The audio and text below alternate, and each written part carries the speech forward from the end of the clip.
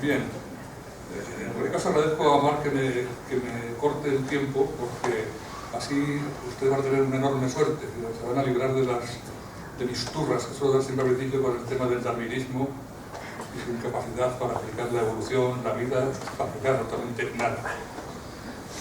Estoy casi totalmente de acuerdo con Carlos en que hay que amar al paradigma previo.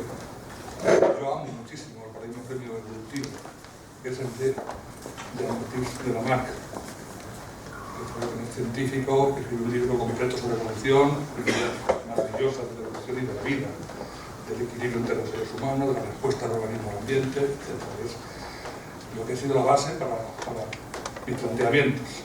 Todavía al darwinismo no le puedo amar, lo siento mucho, porque ha tenido unas consecuencias desde mi punto de vista, después de muchas vueltas y de hablar con historiadores, y consecuencias bastante graves en el entorpecimiento de la biología, consecuencias sociales, consecuencias ideológicas, que no voy a ponerme a mencionar ahora. O sea que... Pero bueno, hazle caso a Carlos y diré que me cae muy bien el reverendo Charles Darwin. Entonces, yo pienso que merece la pena hablar más del tema, porque con la enorme cantidad de datos que están apareciendo sobre la evolución de la vida, pues es mejor dedicarnos a ello. Para hablar de la evolución humana, primero tengo que hablar un poquito, a ver si me da tiempo, sobre la evolución, porque la evolución humana, evidentemente, forma parte de la evolución de la vida, y ver cómo se ha producido la evolución de la vida en la Tierra. Últimamente las revistas de astrobiología, de cosmología, ya tienen bastante claro, en mi página personal y bastantes artículos, de que la vida llegó a la Tierra en forma de microorganismos. Se han descubierto asteroides que, formados de una gran cantidad de agua y de materia orgánica en su interior. Claro, la materia orgánica se ha dilucidado por espectrofotometría, con lo cual no se sabe cómo está organizada esa materia orgánica, pero ya se habla de que posiblemente, por la forma en que apareció la vida tan pronto en la Tierra, de que fuera en forma de bacterias y de virus. De hecho, en revistas de cosmología pues habla eso de que los microbios pueden haber sobrevivido entre los restos planetarios que bombardeaban la Tierra, y que como solo la vida puede producir vida, entonces la vida en la Tierra pues dejó también de la vida original en el exterior. No sabemos dónde se originó primordialmente la vida, pero esto lo que nos indica es una cosa para mí maravillosa. Es que la vida es inherente al universo y se propaga a través de él y germina donde las condiciones son favorables. Es algo absolutamente maravilloso. Son asteroides de hielo que abundan muchísimo al parecer. Entonces, el agua de la Tierra no fue formada, como decía antes, por desgasificación. ¿Desgasificación de qué? El agua de la Tierra fue aportada por asteroides de hielo que caía sobre la Tierra, fue formada por estos asteroides. Entonces, si miramos el agua del mar actualmente, pues vemos que en el mar, en aguas marinas superficiales, hay hasta 10.000 millones de virus por litro, que cumplen funciones esenciales, influencian muchos procesos biogeoquímicos y ecológicos, incluyendo ciclo de nutrientes, creación del sistema, distribución de partículas por tamaño, tasas de caída, biodiversidad de algas y bacterias, distribución de especies, control de Bloom de algas, formación del sulfuro de dimetilo y transferencia genética. El sulfuro de dimetilo contribuye a la nucleación de las nubes. Pero los virus marinos, aparte de controlar la base del sistema trófico, contribuyen a la formación de las nubes. Esto une el mundo orgánico con el inorgánico. Es una cosa maravillosa. Y convierte la Tierra pues, como un organismo vivo. Bacterias también, pues 6,4 hay de 5 a 25 veces más virus que bacterias en agua marina. Esto se obtuvo cogiendo agua marina y tiñéndola con tinte fluorescente que tenía el ADN y el ARN, y se pudo calcular la cantidad de virus y bacterias que había en el agua. Pero es que las bacterias, además, no solamente trajeron la vida a la Tierra, sino que hicieron posible la vida tal como la conocemos. El aire tal como lo conocemos fue producto, el oxígeno, por bacterias que durante el Proterozoico y el Arqueano pues crearon el aire que nosotros podemos respirar. Antes de ellas la vida no era posible, la vida no era posible. Hay datos recientes que hablan de que las secuencias relacionadas con la fotosíntesis le aportaron virus a las bacterias, pero es que no quiero traer demasiados datos porque no da tiempo a hablar de todo lo que quiero hablar. Es decir, que hicieron posible la vida en la Tierra las bacterias. Como todos ustedes sabrán, también hicieron la vida, porque las células que nos forman están formadas por la unión de bacterias. Esta teoría es la teoría del ruso Konstantin Merezkovsky, un americano que hablaba de ella, y luego Margulis la retomó y ahora se habla de la teoría simplificática de Margulis, pero es de un ruso, Konstantin Merezkovsky a finales del siglo XIX. Entonces así resume que las mitocondrias son otras bacterias incluidas en las bacterias y los clastos pues fue por la inclusión de bacterias fotosintéticas para formar las células de las plantas. Bueno, pero las células animales no se pueden explicar solamente con la unión de bacterias, porque las bacterias tienen el ADN circular, la transcripción es directa, y entonces se ha comprobado que el origen de los telómeros, telomerasas, el origen de la célula eucariota fue aportado por virus, que aportaron los cromosomas lineales, los telómeros y las telomerasas y la separación de la transcripción de la translación. Entonces, las bacterias y los virus desde el principio, desde el origen de la vida, fueron encajando, lo que llamamos integración de sistemas complejos, fueron integrando sistemas, formando, y claro, esto no fue en un individuo y al azar, sino fue un mecanismo que forma parte de la vida, y fue en muchas células, en muchas bacterias al mismo tiempo. ¿Cuál es el resultado? Pues que la composición de los genomas pues son genomas formados por una mezcla de genomas bacterianos y virales. Esto es de hace tiempo. Se hablaba de la composición del genoma humano. Cuando se secuenció el genoma humano, ¿cómo se secuenciado el genoma humano? Los genes codificantes de proteínas. Lo que se secuenció fue esto. El 1,5% del genoma son los genes codificantes de proteínas. No son genes, son secuencias dispersas, porque los genes traen un concepto un poquito que está cambiando, ¿no? Son secuencias dispersas que se juntan más o menos para producir proteínas. Entonces, esto EHRV son retrovirus endógenos humanos, el 9%, o sea, casi 10 veces más retrovirus que genes codificantes de proteínas.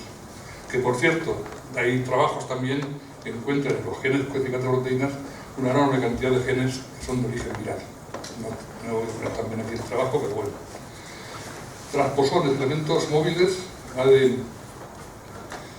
Línea y cine, largos y cortos elementos dispersos del genoma. Y esto que llaman ADN basura, pues son intrones y elementos móviles y todas secuencias de origen viral. O sea que esta parte que se consideraba basura, resulta que es lo que coordina la expresión de los genes. Mediante procesos pues como splicing alternativo, es decir, mezclas de secuencias en función del entorno celular y por tanto del ambiente externo, etc. Pues esto que se considera basura y que es de origen viral es lo que coordina la expresión de los genes codificantes de proteínas. Los virus endógenos pues son virus que en la historia de la evolución se han integrado en los genomas de los seres vivos. Se han situado en la membrana de la célula.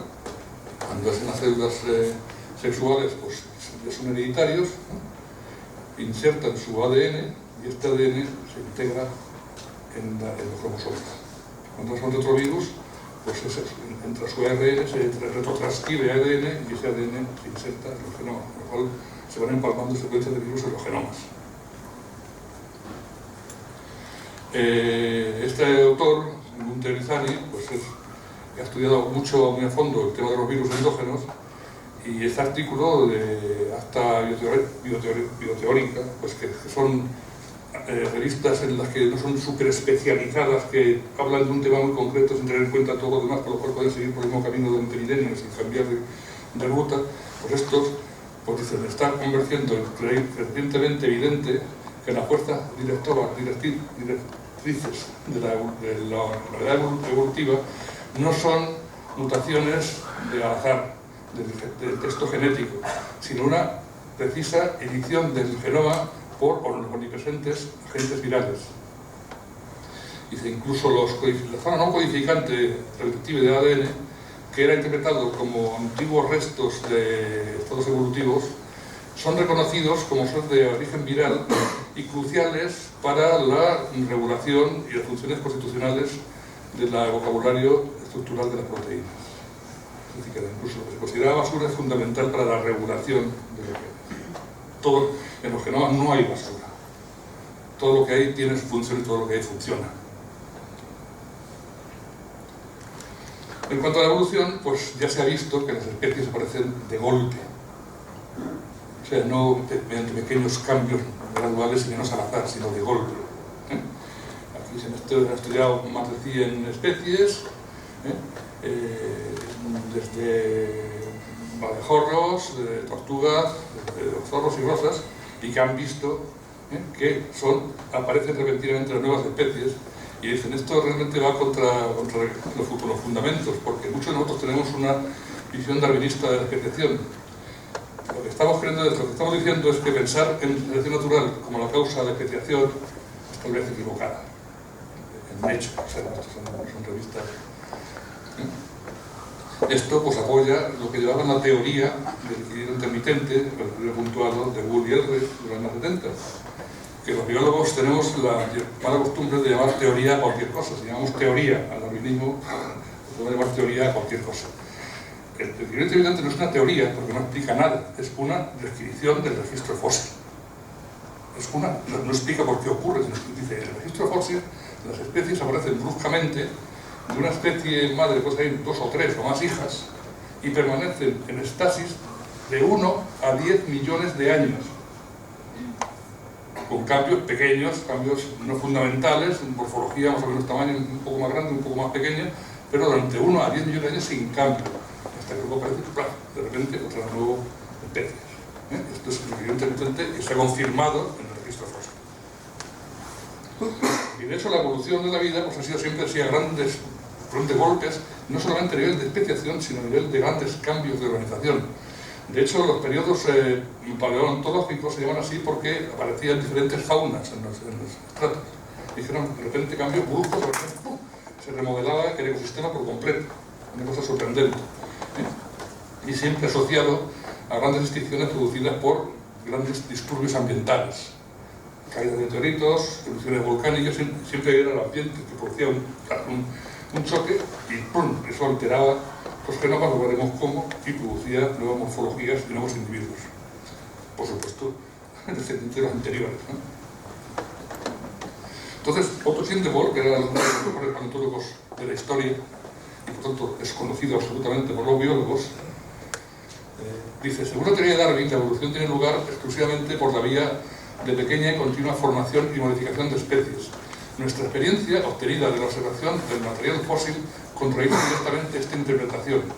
Es lo que Wool decía, el secreto profesional de los paleontólogos, que se quedaban, pero la realidad es que aparecían especies nuevas y duraban durante un tiempo y luego aparecían otras. Eso de que gradualmente aparecían, pues que no era cierto. Dice, nosotros encontramos que la estructura organizadora de una familia o un orden no surge como resultado de modificaciones continuas en una larga cadena de especies, sino más bien por medio de una repentina y discontinua remodelación del complejo tipo, de familia a familia, de orden a orden, de clase a clase. Los caracteres que cuentan para las distinciones entre especies son completamente diferentes de lo que distinguen un tipo de otro. Hay estudios embriológicos que cuentan cómo las distintas modelaciones de las redes biológicas pueden producir según a qué nivel de desarrollo en cambios más o menos grandes. Pero como vamos así justo de tiempo, vamos a volver al tema de los virus en la evolución, que habíamos dejado generando las células eucariotas. Hay datos de que distintas clases de elementos retrovirales, retrovirus, endógenos, marcan poblaciones específicas de las tempranas células embriónicas. Virus endógenos que producen los distintos tipos de familias embrionarias. Cuando hablaban de los genes que aparecían, un gen aparece, ¿cómo aparece? ¿De dónde aparece? ¿De un gen bacteriano aparece un gen de un programa embrionario? Pues tiene que tener un origen concreto físico. Bueno, pues sabemos que los virus tienen secuencias concretas que codifican fenómenos biológicos concretos. Esto es absolutamente maravilloso, son como subrutinas de los procesos de la vida. El virus que nos hizo humanos, moléculas biológicas. El grupo de investigación de Canadá y el doctor acaba de descubrir que los restos del ADN de un antiguo virus que en la actualidad está mezclado con nuestro propio material genético, y cada uno de una cosa especial, ¿no? Se relaciona todo, se acaba teniendo una concepción más o menos clara de por dónde han ido las cosas. No la verdad, pero por lo menos sabemos por dónde han ido las cosas. Pero este virus debe por fuerza estar presente en los genes para que las células madre humanas sean pluripotentes. Virus endógeno. Es impresionante. Bueno, los virus endógenos regulan la formación de la placenta, un paso evolutivo muy complejo, porque el ovíparo es una enorme cantidad de cosas simultáneas tremendamente complejas de conseguir, y claro, por supuesto, que realmente la azar no tiene ningún sentido. Pues de momento hay virus que producen la formación de la placenta y la formación del sincitio trofoblasto de la placenta. Hay una gran cantidad de virus endógenos, consecuencias de enorme importancia en el funcionamiento del organismo, pero vamos a concretar para no alargar mucho la cosa. Cuando hablamos de retrovirus endógenos, son retrovirus, no existen los virus dentro, con una bolita dentro de las células, sino que son retrovirus que han insertado sus genes en los cromosomas, en los seres vivos. Entonces, estos retrovirus endógenos tienen sus LTR, sus zonas terminales de la secuencia, y tiene pues sus secuencias que codifican para la envelope, la envuelta, la endonucleasa, que es la enzima que abre el cromosoma para poder insertar el virus, la transcriptasa inversa para retrotranscribirse de ARN a ADN y por el ADN de la célula, la proteína que codifica y los genes de la envuelta, de la cápsula. Entonces, estos retrovirus endógenos pues pueden, con el tiempo, después de estar su tiempo insertados en los genomas, pueden dar lugar a distintos elementos por pérdida de alguna secuencia. Por ejemplo, los elementos transponibles, los retrotransposones, luego veremos qué hacen, que es como un virus endógeno el que ha perdido en la secuencia relacionada con la envuelta. Los retrovirus endógenos, cuando algo les agrede, pueden salir del genoma y reconstruirse enteros. Tienen todos los genes necesarios para reconstruirse enteros. Y por eso a veces aparecen virus asociados con enfermedades que no son la causa, sino efecto. De órganos que están dañados, emiten partículas virales. Vi un artículo de unos médicos españoles muy interesante y no he vuelto a oír hablar del tema nunca más. En el tema de los virus hay un cierto controlito, hay muchas cosas implicadas en los virus, muchos negocios implicados, hay un cierto control de la información de los virus.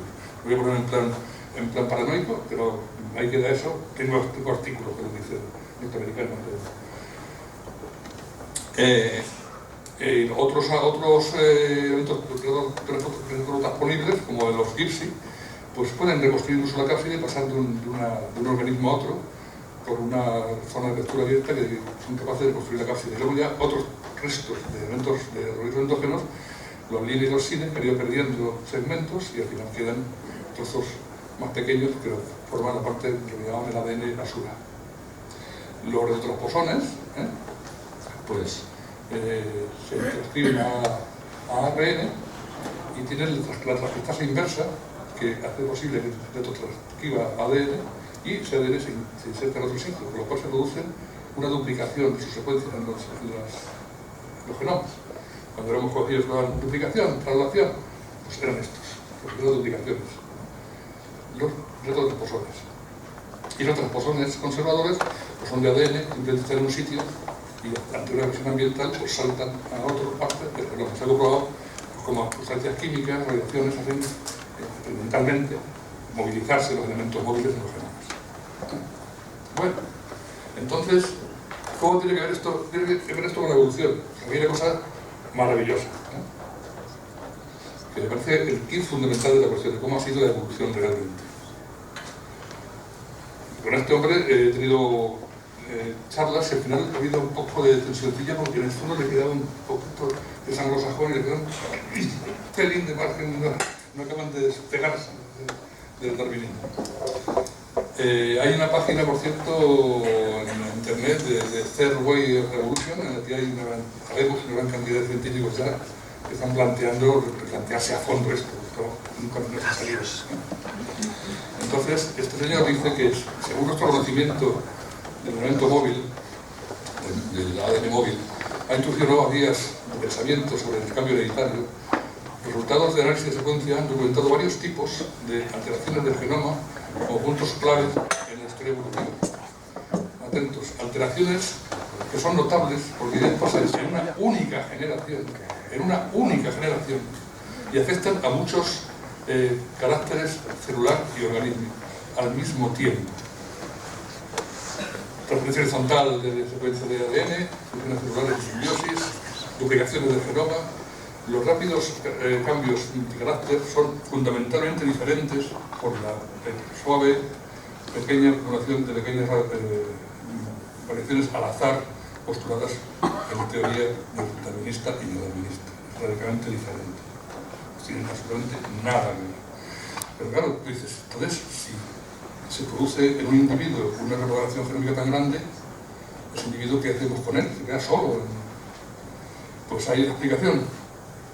Este artículo maravilloso, ya de 2002, que yo era gordísimo, me dejé imprimiendo en la facultad por la noche, un desperdicio de papel alucinante, era emocionante.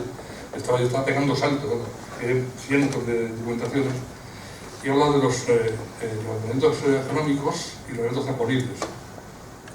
Y dice, recientes investigaciones de amplio rango han confirmado y aumentado el número de casos de elección de sitio por los elementos disponibles, elección de sitio, hotspots por integración, implicando preestablecidos más que accidentales reordenamientos cromosómicos. Cuando hay una agresión ambiental, en un montón de organismos, los elementos móviles van a unos sitios concretos, no es al azar. Preestablecido más que accidental, no es al azar, no es accidental. Preestablecidos. Dice, la posibilidad de una parcialmente predeterminada generación de biodiversidad y nuevas especies es discutida. Es decir, que es muy posible que la variabilidad biológica de los seres vivos esté dentro de unos márgenes, no sea una cosa, no va a salir un perro gato, un ciervo cerdo, no. Hay una variabilidad más o menos preestablecida. A mí, para mí ya, a nivel así personal, me hace pensar que si hay vida por otros planetas, pues puede ser más o menos parecida, porque hay las biologías sigue unas normas. No me gusta llamarlo leyes, porque la ley es una cosa que le inventaron los ricos para protegerse de los pobres. Pero me gusta llamarlo normas. Entonces, que hay unas normas, que la biología no es algo aleatorio, sino que hay una variabilidad más o menos preestablecida. ¿Qué pasa con esto? Que si la evolución es porque hay saltos repentinos que ocurren en una generación y que afectan a una serie grande de rasgos biológicos, y hay además esto, la selección de sitio, la evolución puede ser un fenómeno colectivo. Puede ocurrir en muchos individuos al mismo tiempo el cambio este evolutivo grande. No es individual. Y no es al azar y no es por competencia. Es algo cooperativo. Conjunto. Se cambian no solamente las especies, sino los ecosistemas enteros. Como decía Gaylord Simpson, que lo que vio cuando el cambio del Cretácico al Terciario, que fue la cosa más maravillosa. Es como que todos los seres vivos estuvieran ocupando nichos concretos, los dinosaurios, hubiera caído el telón, se hubiera levantado y aparecieran los mamíferos ocupando los mismos nichos, pero con una morfología totalmente diferente. Una cosa inexplicable. Porque ese no es porque fuera único, sino porque es el más reciente y está mejor caracterizado. Pues esto cambia radicalmente el paradigma de la concepción de la evolución. No es individual, no es gradual, no es al azar. Es colectiva, no es al azar, no es repentina. Bueno, ¿cuánto te falta? Es que estaba tan aterrorizado que he ido a una velocidad, lo siento mucho, pero yo me he detenido un poquito más, luego si queréis lo vemos despacio. Es que...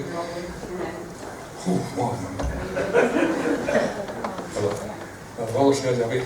Bueno, entonces vamos a meternos en el tema de la evolución humana.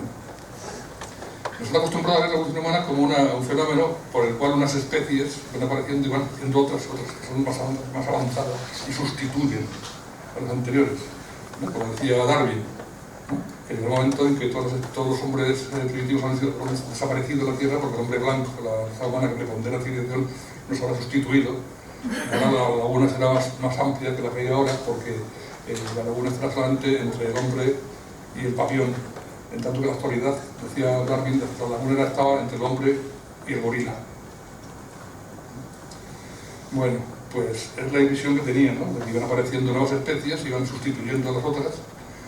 Y una cosa muy rara, que daban nuestros vecinos por aquí, en la farensis, por un lado se diferenciaba hacia los paranthropus, que eran una cadena, o sea, que eran robustos, y los pues esos se extinguían, porque eran tontos y se extinguían. Y por aquí pues estaban ya, pues aparecía el Homo habilis, tal y cual, el Homo erectus, que también acaba extinguido, y luego el hombre moderno, que es el Neandertal, que era más tonto, pues también se quedaba extinguido, y ya quedamos nosotros. Que yo no entiendo mucho de lo que es la expresión de hombre moderno, porque un aborigen australiano es un hombre moderno, o solamente son los suecos, ¿no? Un bosquimano es un hombre moderno, un esquimalito es un hombre moderno, claro. ¿Qué es el hombre moderno? Pues todos los hombres que hay. Entonces, el hombre moderno, Neandertal, pues el estilo con el hombre moderno, y al final tenemos mezcla de hombre Neandertal, era un hombre con cultura, con traje, con herramientas, seres humanos.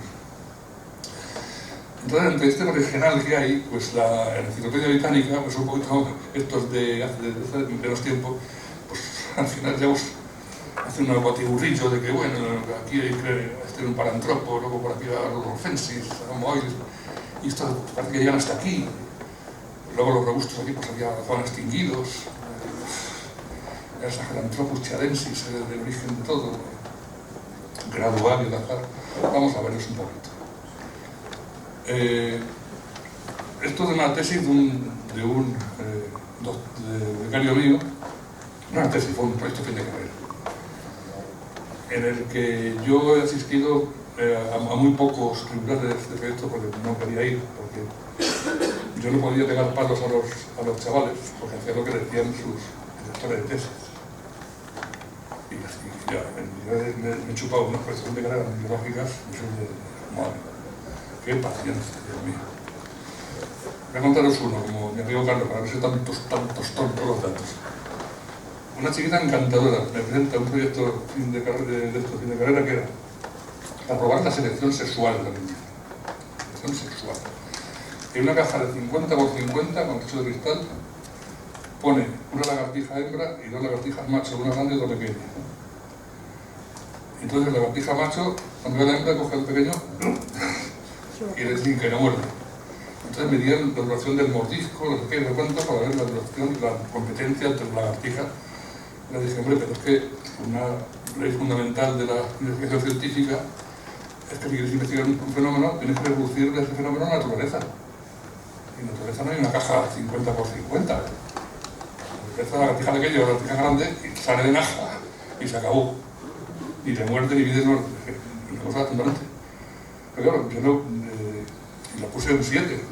Bueno, protestaron al departamento, que casualmente era un amigo mío íntimo. El tío se montó de risa y dice, es que lo que dice Máximo es verdad. Es que no se puede estudiar la naturaleza mediante artificios que no reflejan lo que pasa realmente en la naturaleza. Lo han hecho para demostrar lo que tú quieres demostrar, pero y tú lo has demostrado y has medido el mordisco, la intensidad, la duración, una cosa muy científica, pero que no tiene nada que ver con la realidad. Bueno, pues esto fue un proyecto de un chaval que quería hacer algo conmigo, es que yo lo que hago no son las cosas, digamos, oficiales. Y yo sabía que hacía tiempo, no sé si tengo por aquí puesto, pues luego miramos, un tal Verhaegen había hecho estudios multifactoriales de los cráneos de póngidos, chimpancés y gorilas y homínidos. Y les salía pues, que los cráneos de los australopitecinos eran como los de los póngidos. Y los homínidos eran los primeros hombres, Homo habilis, pero no tenían ninguna relación los póngidos con los homínidos. Porque también he leído libros muy interesantes de gente muy sabia. Verán ustedes que en este árbol genealógico no tenemos restos fósiles de chimpancé ni gorila, pero no importa, porque lo que buscamos son hombres monos. Eso de un famosísimo científico español. ¿Cómo que no importa? ¿Cómo no va a importar? Si teóricamente comparten el mismo hábitat, tiene que haber tanto de chimpancés y de gorilas como de homos, ¿no? Pues no importa. Pues dentro de esta marabunta, este árbol genealógico, como he visto antes, y que salía el Sahelanthropus chadensis, el homínido, pues resulta que Wolkoff, que es un antropólogo muy inteligente, dice, no, vamos a ver, es un cráneo de chimpancé hembra, digo, de gorila hembra, que le han puesto un poquito, está hecho cachito, le han hecho un poquito más abultadito esto, pero eso, si tú le quitas la mandíbula, es un gorila hembra, pero vamos, de libros. Porque inicialmente, los póngidos, igual que los hombres iniciales eran más pequeñitos que los actuales, con su cerebrito, con sus herramientas y tal, pero más pequeñitos, diferentes, han tenido épocas con más trozo voluntario, pero eran hombres. Los chimpancés y gorilas eran más pequeñitos, menos acentuados que ahora, pero ahí estaban. Entonces esto, el niño de Town, que es el primer australopithecus africanos, que cuando Raymond Dart se lo dieron unos obreros de una caliza, de una cantera de caliza, lo encontraron allí, dijo, este es un homínido. Y le decían los paleontólogos, no, es un chimpancé joven. Y es que es un chimpancé joven. Tú comparas el australopithecus con un cráneo. Yo me tiré toda la carrera viendo los cráneos en fotos de la Enciclopedia Británica, de Human Biology, no sé qué. Y claro, yo me tragaba lo que me decían. Pero cuando hubo Pasteur en el departamento, compramos moldes magníficos, una empresa inglesa que hace unos moldes fantásticos, y los pusimos allí. Estaba pasando por el laboratorio y dije, joder, yo me los he encontrado, pero si es que este Australopithecus es un chimpancé, coño. Pues, claro, esto no está hecho a la escala, pero estos son los moldes que tenemos allí en el laboratorio, y esto es un molde de africanos. El arco cigomático parece un poco más prominente, pero es que está reconstruido, esto no es de verdad. Esto la parte clara son reconstrucciones, pero si veis la morfología, es totalmente igual. Y si veis la morfología de un Australopithecus atiopicus y un gorila macho, es que las estructuras óseas y la morfología es que es Cantara traviata. El africanus y el gorila y el chimpancé hembra. Y el etiopicus, que es el gorila macho, con su cadena sagital, con su torso probitario, eso está reconstruido, está un poco aplastado, pero es que vamos, es absolutamente evidente. Es claro que hay fósiles de póngidos, claro que los hay. De hecho, Van Verhaegen hizo estos estudios y comprobó que efectivamente mi alumno lo que hizo fue hacer análisis multifactoriales con una gran cantidad de índices de los moldes que teníamos y salía una separación clarísima de los Homo, todo esto Homo, incluido neandertales, Homo erectus, y por otra parte los orangután, los australopithecus africanos junto con los chimpancés y los gorilas con los robustos. Estudio multifactorial, eso sí que no es una cosa de apreciación subjetiva, esto es añadir subjetividad si quieres, aunque subjetivamente está clarísimo. Esto es objetivo, esto es con mediciones, con un montón de índices, y esto sí que es indiscutible. Entonces, cuando estamos viendo los libros oficiales, hablan de Lucy, Australopithecus afarensis. Dijeron Lucy porque están excavando lo que sonaba la canción de Lucy in the Sky with Diamonds, el Lucy. Y resulta que Richard Leakey, que es uno de los paleontólogos más inteligentes que hay, porque no era biólogo, era hijo de Luis y Mary Leakey, que era un vividor, pero era un expertísimo en fósiles, tenía un ayudante, que no me acuerdo el nombre ahora, que era africano, y que iban con la avioneta por Kenia y decía, ahí hay cosas, ¿no? Lo utilizaban, pum, sabían cosas, un tío fantástico, un tío que siempre parecía del tema. Se encontraron en el Afar restos de Homo y de Australopithecus juntos, y todo fue impresionante. Cuando encontraron a Lucy, pues decían que era un transicional, como dicen ellos, con características de mono, que es como el cráneo y la capacidad craneal de mono, y humanas como el caminero erguido, el pie y la pelvis. Vamos a ver lo que tenía de pie y pelvis. Cuando se estudia la urna de Australopithecus afarensis, resulta que presenta la curvatura típica de los póngidos. Cuando estudia la escápula de afarensis, se compara con la de gorila y con la de hombre, se ve que el acromion de hombre es largo y redondeado y la de gorila y afarensis es recto y acaba bruscamente, son absolutamente idénticas. Cuando se estudia la zona distal del radio, se observa que en chimpancés y australopitecinos es curva y recta, digo plana y recta, y el hombre curva con una espina plana. Totalmente idéntica de australopitecinos a los chimpancés. Es decir, estaba hablando de que tienen la pelvis del chimpancé. Vamos a ver. La mandíbula, afarensis y gorila.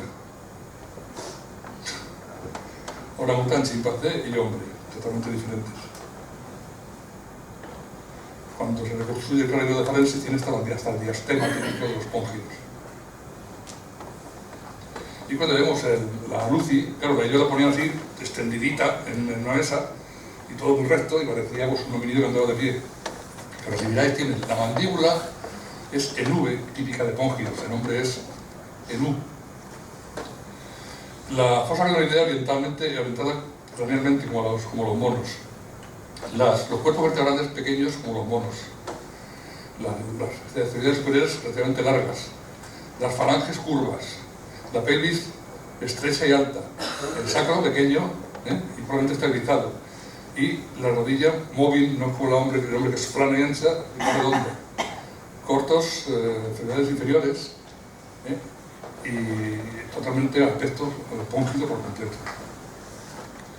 Porque el paso entre hombre y póngido, el cambio de la estructura de un hombre con forma occipital central debajo del cráneo, tuvo de curvatura dorsal y lumbar, pelvis ancha, rodillas con una base plana que permite la flexión por extensión por completo y las falanges rectas, es bastante diferente de los póngidos, con el foramen magnum trasero, con la pelvis estrecha y larga, con las piernas y las rodillas muy móviles y poco planas, las falanges de los dedos curvas.